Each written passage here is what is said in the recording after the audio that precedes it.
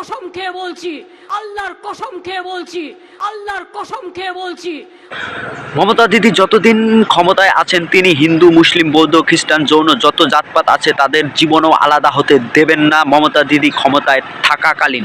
ঠিক আছে, তাই দিদি আল্লাহর কসম নিজের মুখে খেয়ে বললেন যে আমি কোনোদিন ধর্মবর্ণ জাতিভেদ করতে দেব না।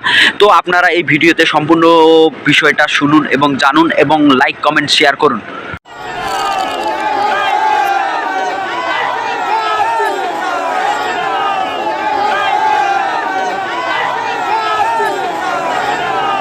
দিদি হামলা চালিয়েছে তো, হামলা চালিয়েছে দিদি।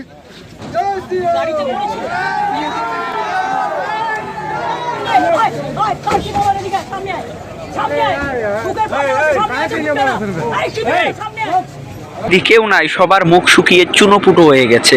তোমার কথায় আর কেউ আসতেছে না, এখন কেউ সামনে আসবে না তো, ওরা তো ভীতু লোক, ভীতু।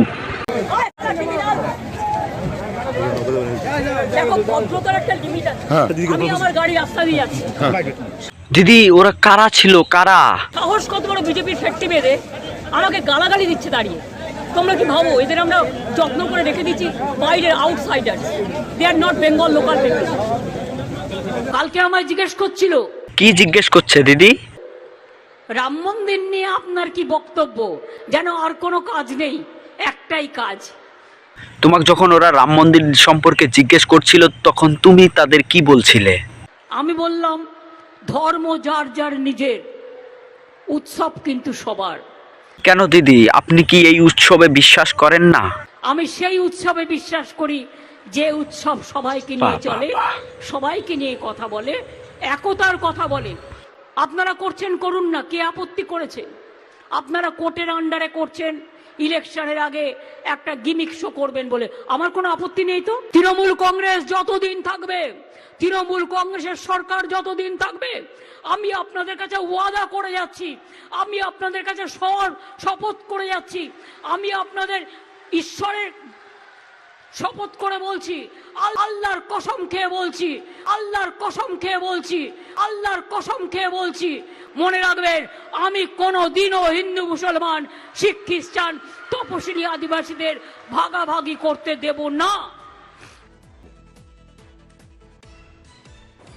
22শে জানুয়ারিও আমরা, এটা কিন্তু আমার দলের প্রোগ্রাম, আমি নিজে একটা র্যালি করব। আমি প্রথমে নিজে কালী মন্দিরে যাব, ওটা সবাই যাবে না।